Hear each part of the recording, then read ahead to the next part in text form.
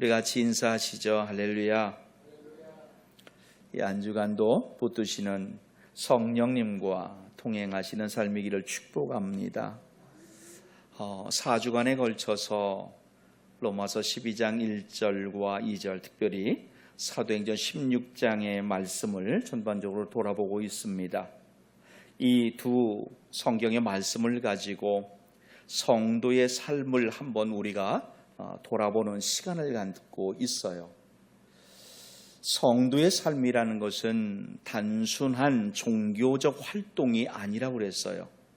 마치 길 잃은 사람이 길을 찾기 위해 나침반을 사용하듯 성도된 사람의 삶은 나침반된 하나님께 그 삶을 맞추는 생활이어야 한다라는 말씀을 드렸습니다.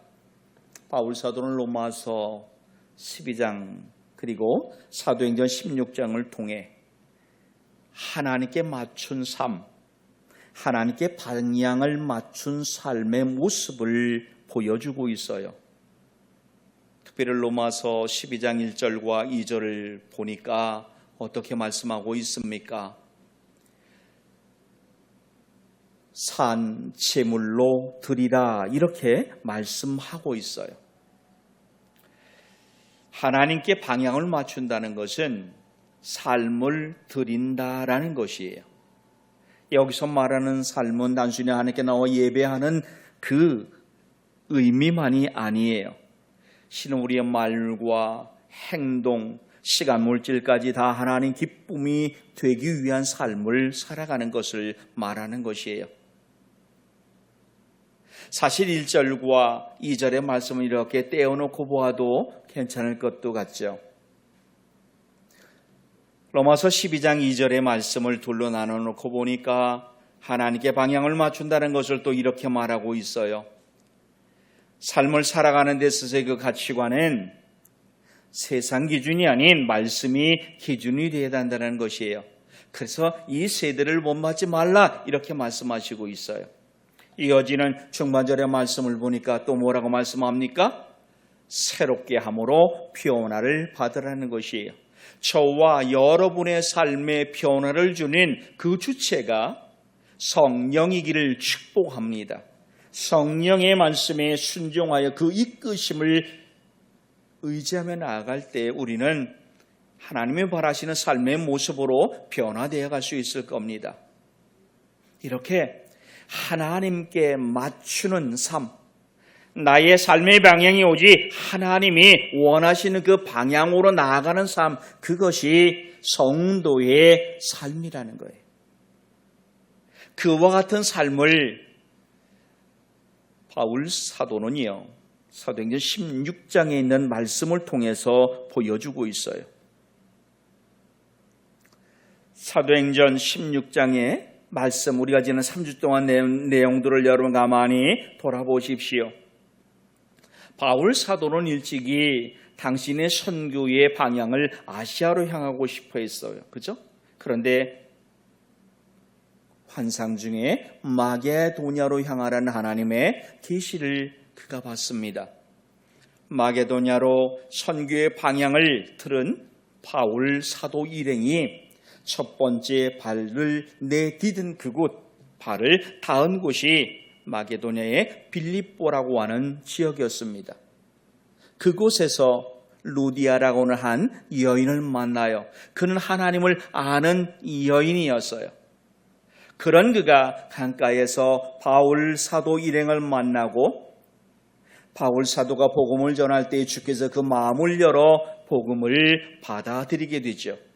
후에 우리는 그 역사를 알다시피 빌립보 교회의 시작이 이 루디아의 가정을 통해서 확장되어 가게 된 것을 보게 됩니다.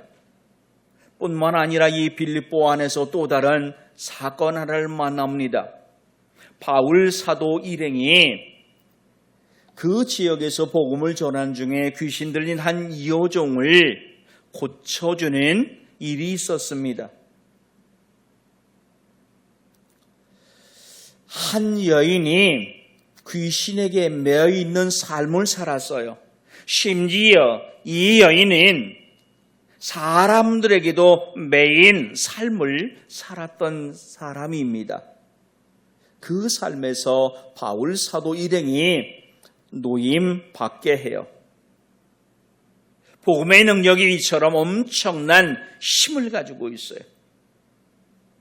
복음이 귀신 들린 한 여인의 삶을 바꾸어 놓았어요.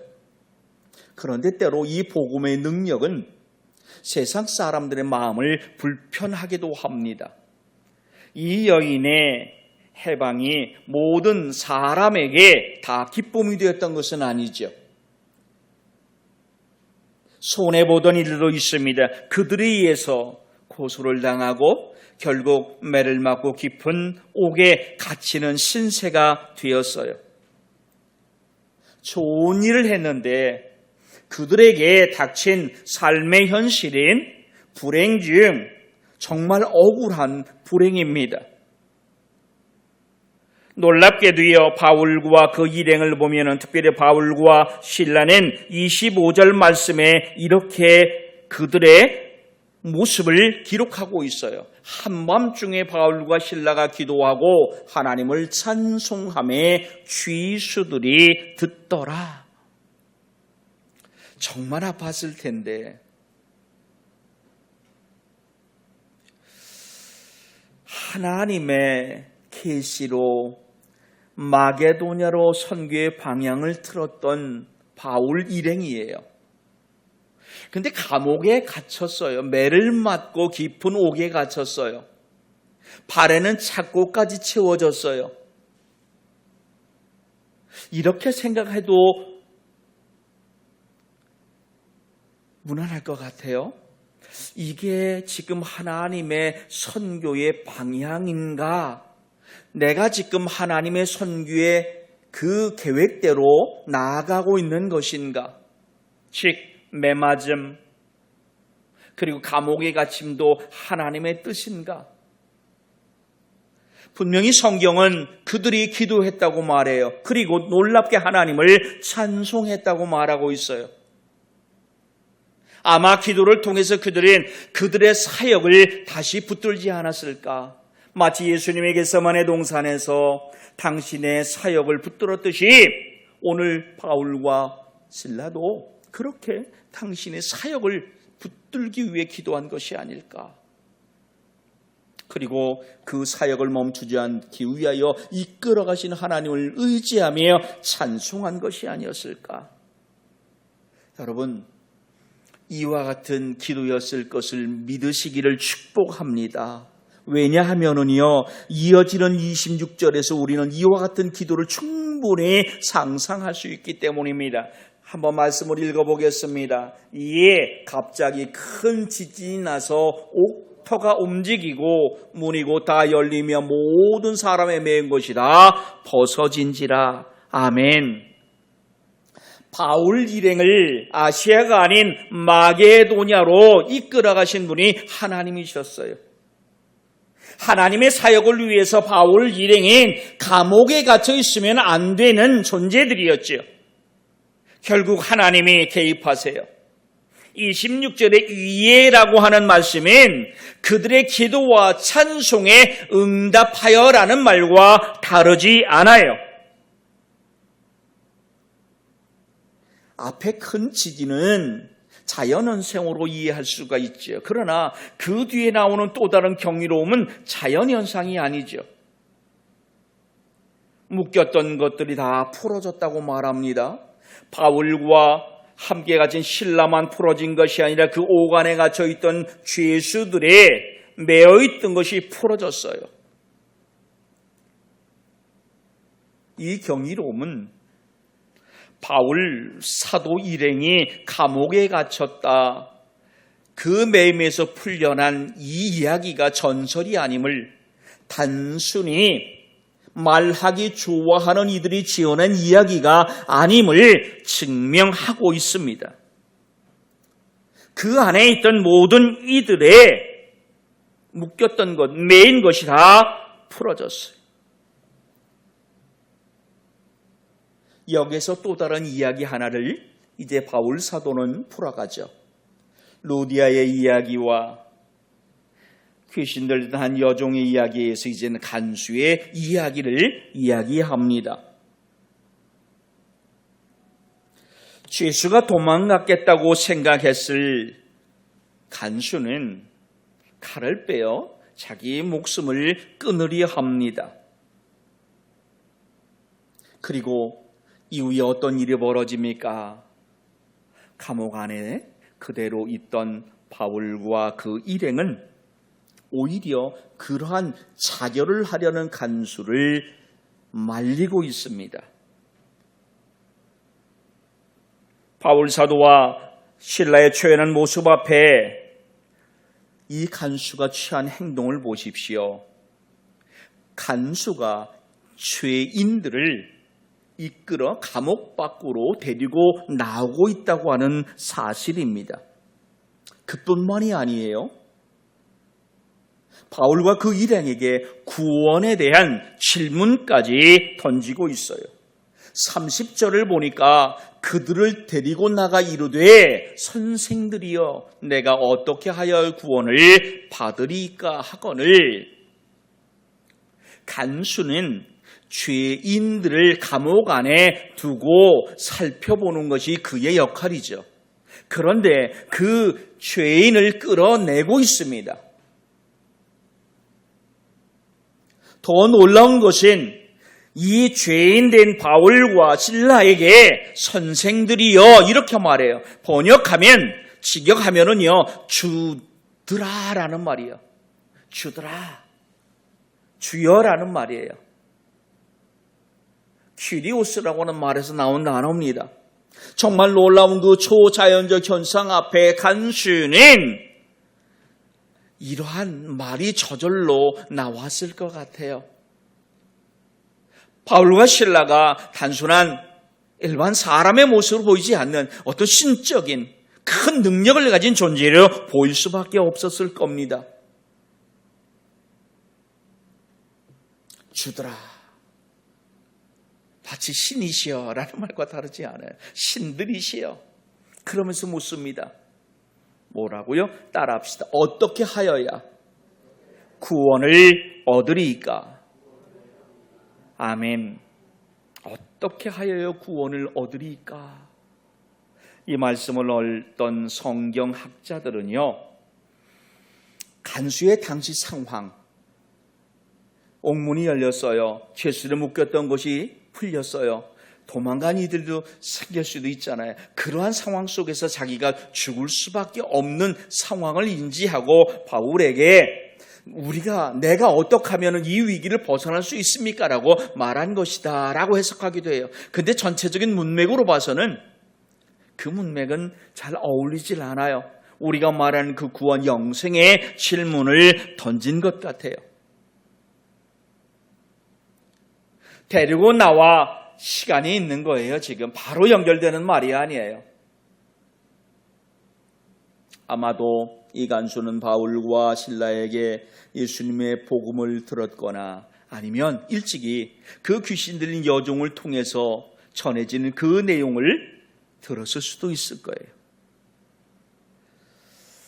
복음과 하나님에 대하여 전혀 알지 못하는 간수는 바울과 실라를 향하여 선생들이여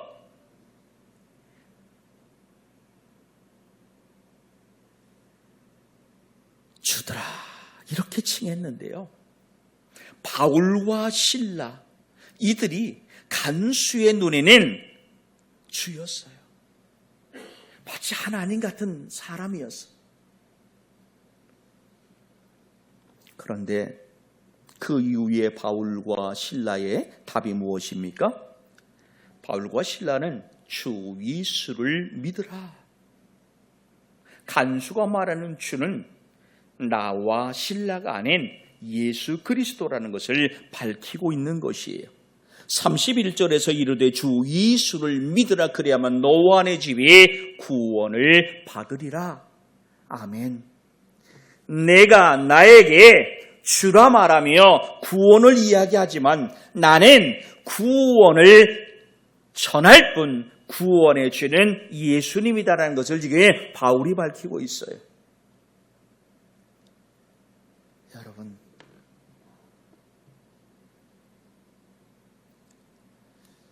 예수님이, 인자이신 예수님이 훌륭한 선생이었듯 바울 사도 또한 훌륭한 제자였어요.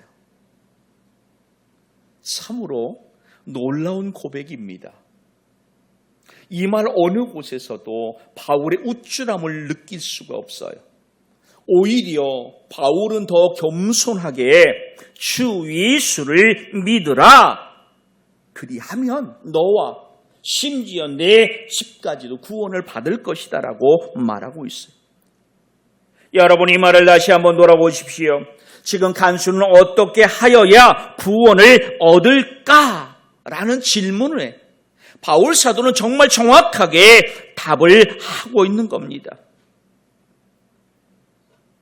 여러분, 그 어떤 구원에 관한 방법을 묻는 말에 있어서 이 답변보다 더 정확한 말은 없어요.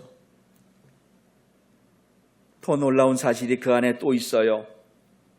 구원은 주께 있다는 말씀과 더불어서 무엇을 이야기합니까? 지금 간수는 바울과 실라에게 무엇을 말해요? 어떻게 하여야, 즉 행함을 통한 구원을 이야기하고 있는 것이에요.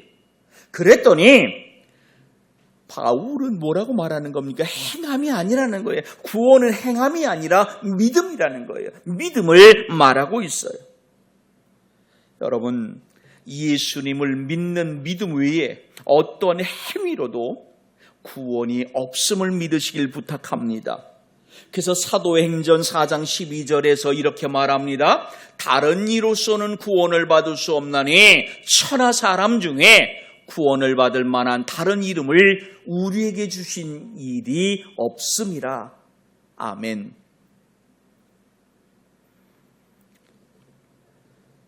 이 말씀을 조금 이렇게 풀어보면은 주 예수를 내가 믿으라. 그리하면, 즉 내가 믿으면 너와 네 집이 함께 구원을 받을 것이다 라는 말이에요. 이 말 안에는 구원의 가능성에 대한 말씀이 들어있어요. 또한 구원의 연쇄성에 대한 말씀이 들어있죠. 한 사람이 회개하고 구원에 참여하게 되면 그 구원은 연쇄성을 가지고 있어 다른 사람, 심지어 그 가족 또한 구원에 참여하게 될 큰 가능성이 있다는 것을 말씀하고 있습니다. 분명 구원은 각자의 회심을 통한 하나님의 선물인 것을 우리가 알아요. 각자 한 사람 한 사람이 회개하여 예수님을 영접함으로 구원을 얻어요. 그런데 구원받은 그 한 사람은 주변에 있는 또 다른 사람에게 구원의 가능성을 열어주고 있다는 것을 지금 바울은 이야기하고 있는 겁니다. 물론 이 말이 구원받은 한 사람으로 인하여 자동적으로 그 가족이 구원받는다는 말이 아니에요. 이것은 먼저 믿은 사람이 가족에게 그리스도인의 본을 보이고 기도하며 삶을 통하여 성도의 모습을 보이게 될 때에 이에 감동한 가족의 마음을 열고 믿음의 길로 들어설 가능성이 크다는 것을 가르쳐주고 있는 말씀이에요.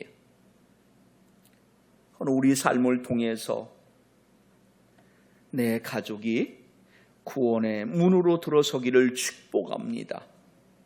흔들리는 믿음이 더 견고히 서지는 은혜를 보는 여러분의 삶이기를 축복합니다. 구원에 관한 복음의 가장 핵심적인 내용을 들은 간수가 어떻게 합니까? 크게 기뻐해요. 그리고 자기 가족까지 부르고 있어요. 32절을 보니까 주의 말씀을 그 사람과 그 집에 있는 모든 사람에게라고 말해요. 간수에게 예수님의 복음을 전한 바울은 아마 이 가족에게도 같은 예수님을 소개하지 않았겠습니까? 놀랍게도요, 바울은 그 복음을 전할 때를 놓치지 않고 있어요. 그리고 그 시간 지혜롭게 복음을 전하고 있다는 겁니다. 복음을 통해 간수가 회심을 했어요. 그 가족 또한 어떻게 되었습니까? 33절을 또 보십시오. 이렇게 말합니다. 그 밤 그 시각에 간수가 그들을 데려다가 그 맞은 자리를 씻어주고 자기와 온 가족이 다 세례를 받았더라. 아멘. 이들을 옥에서 데리고 나온 것도 엄청난 일이잖아요. 그리고 그 바울 일행을 치료해 주고 있어요. 심지어 가족들을 다 불러다가 바울 일행을 소개하고 바울 일행을 통해 복음을 전해 듣고 세례를 받고 있어요.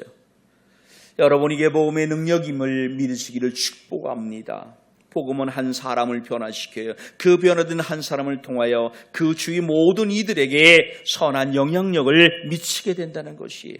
그러므로 여러분, 오늘 여러분들이 해야 될 것, 저와 여러분이 해야 될 것은 복음을 전하는 것이에요. 예수가 그리스도임을 전하는 것이에요. 세상이 하나님의 작품임을 전하는 것이에요. 우리가 하나님의 가장 뛰어난 최고의 작품임을 알리는 것이에요. 그것을 믿으라는 것이에요. 너의 존재가 정말 가치 있음을 믿으라는 것이에요. 그리할 때에 주께서 루디아의 마음을 열었어요. 귀신들을 한 여종에게서 귀신을 쫓아냈어요. 간수의 마음을 또한 열었어요. 내 마음을 열었어요. 그 누군가의 마음도 열어주심을 믿으시기를 부탁드리겠습니다. 여러분, 이 간수가 누굽니까? 바로 얼마 전까지도 벌어진 그 초자연적인 상황에 두려워하여 자기도 목숨을 잃을까 스스로 자결하려던 사람 아닙니까? 그런 그가 바울 일행을 데리고 나갑니다. 치유합니다. 심지어 그 가족에게 복음을 받아들이게 합니다. 그뿐만이 아니에요. 34절을 보십시오. 이어지는 말씀을 보니까 이렇게 말해요. 같이 한번 읽어봅니다. 시작.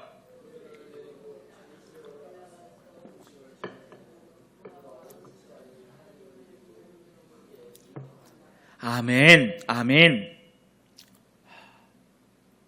루디아 때와 비슷한 상황이죠. 그죠? 루디아가 그 가족을 다 세례받고 예수를 믿게 하는 그 과정에 보면은 그 루디아 집에서였던 게 아니었던 모습으로 그려졌는데 여기서도 또 마찬가지예요. 그죠? 가족을 앞에서 세례받게 한 후에 집으로 데리고 갔다라고 표현하고 있으니까 다른 어느 곳인가. 그러니까 감옥에서 이들 일행을 데리고 나오네 어디 한 곳에서 지금 이와 같은 일들이 일어난 것이 아닌가 싶어요. 그리고 세례받은 후에 이 바울 일행을 집으로 모셔 후대하고 있어요. 이처럼 간수와 그 가족이 다 기뻐하시는 이 사건이 성령의 역사하심의 결과임을 믿으시길 부탁합니다. 이게 영적 기쁨임을 믿으시길 부탁합니다. 오늘 우리가 이렇게 말씀을 의지하고 성령으로 변화되는 삶을 통하여 우리 온 삶을 하나님께 드리는 하나님께 방향을 맞추는 삶의 모습이 놀랍게도 이 간수에게서도 나타나고 있어요. 바울 사도의 선한 영향력이 지금 이 간수에게도 그대로 지금 전이되고 있다고 하는 사실이에요. 여러분, 이 한 주간을 살아감에 있어서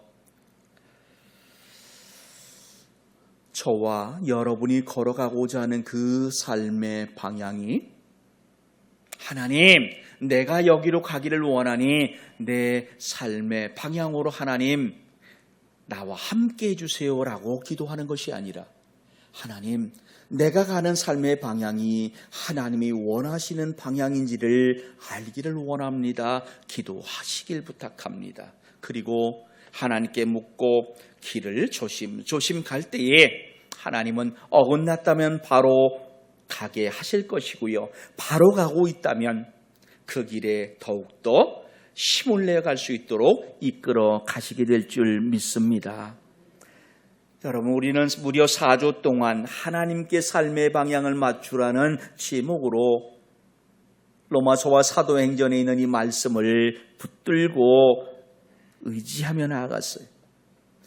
결국 우리가 보는 신앙은 무엇입니까? 내가 원하는 길을 가는 것이 아니라 하나님께서 원하시는 길로 방향을 전환하는 것이에요. 원하는 길로 맞추는 것이에요.